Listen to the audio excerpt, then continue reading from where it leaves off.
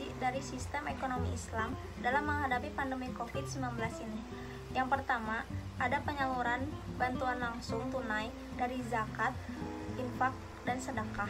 Tapi realisasi zakat yang dilakukan masih jauh dari yang kita harapkan. Oleh karena itu, perlu dilakukan penguatan kampanye dari dana zakat, infak, dan sedekah. Misalnya menjadikan masjid sebagai pengumpulan zakat di bawah koordinasi organisasi pengelolaan zakat. Yang kedua, ada penguatan wakaf uang baik dengan skema wakaf tunai produktif.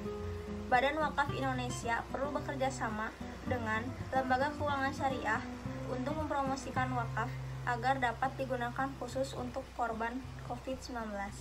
Yang ketiga, bantuan modal usaha unggulan di saat krisis. Tidak sedikit dari UMKM yang berjuang agar dapat bertahan dalam masa pandemi COVID-19 ini. Yang keempat, permodalan usaha di atas juga dapat diikuti dengan pinjaman Qardul Hasan. Qardul Hasan adalah pinjaman yang dilakukan tanpa mengambil manfaat atau keuntungan apapun, namun tetap ditekankan untuk dibayarkan kembali. Yang kelima, sebagian dana yang dikumpulkan oleh unit-unit atau organisasi pengumpulan zakat, khususnya yang ada di daerah, dapat digunakan untuk membantu atau untuk memperkuat sektor UMKM. Yang keenam, pengembangan teknologi finansial syariah untuk memperlancar likuiditas pelaku pasar daring secara syariah, di mana pada saat yang bersamaan juga diupayakan peningkatan fokus pada social finance seperti zakat, infak, sedekah, dan wakaf di samping komersial finance.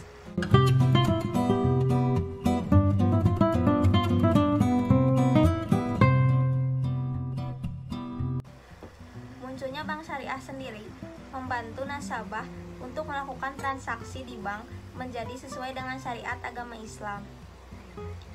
Selain itu, bank syariah juga mengedukasi masyarakat agar tidak mendekatkan diri kepada riba. Ada beberapa tujuan merger yang dilakukan oleh BSI. Yang pertama, sinergi yang baik demi meningkatkan layanan untuk nasabah bank syariah. Dengan menggabungkan 3 bank syariah, sinergitas yang dihasilkan ini tentu akan semakin kuat, kokoh, dan sejalan dalam visi bank syariah Indonesia di masa depan. Yang kedua, ada perbaikan proses bisnis. Yang ketiga, ada risk management.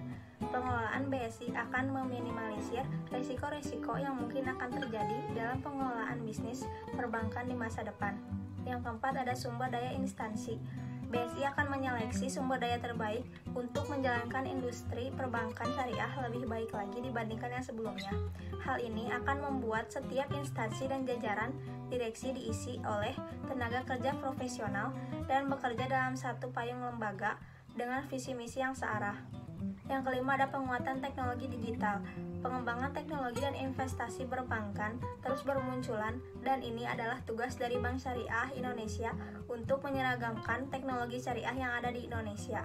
Dari segi teknologi, BSI membuat website serta aplikasi Bank Syariah Indonesia Mobile berbasis online yang memudahkan masyarakat dalam mengaksesnya.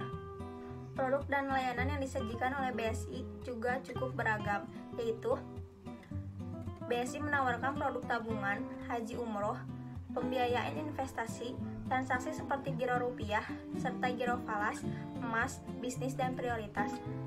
Perkembangan ekonomi syariah ini juga diyakini memiliki banyak dampak positif karena akan mewarisi hal-hal baik dari 3 entitas, yakni sistem kerja dan profesionalitas dari bank syariah, kemampuan inovasi BNI Syariah, serta pemahaman kondisi lokal dan regional BRI Syariah, dan entitas baru yang lahir dari aksi korporasi ini akan memiliki modal besar untuk bergerak menjadi pendorong pertumbuhan ekonomi nasional.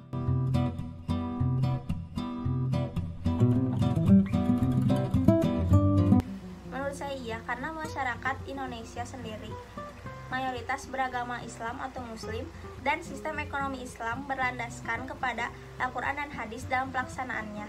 Masyarakat Indonesia harus mengetahui berbagai syariat-syariat dalam sistem ekonomi Islam agar dapat menjalankan sistem ekonomi Islam jika diterapkan di Indonesia nantinya.